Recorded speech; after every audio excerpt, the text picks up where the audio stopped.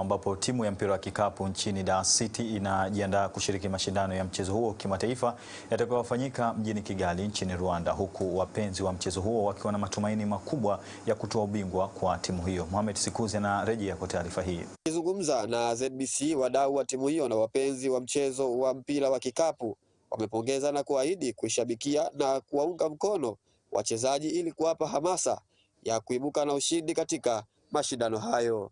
Dar City ni chama ambalo mimi hapa nimelikubali sana, kwa sababu kwanza tumeanza na kufanya vizuri tulivyoenda South Africa. Kwa hiyo tunakubali, na leo hii tumekuja kuwasapoti wanapoenda kupeperusha bendera nje ya nchi. Vitu vizuri vingi inainua nchi yetu ya Tanzania kwa mpira wa basketball. Lakini yote ni kwa sababu ya mama kwa jinsi anavyosapoti michezo. Ndio maana leo hii tupo hapa kwa ajili ya kuisapoti Dar City.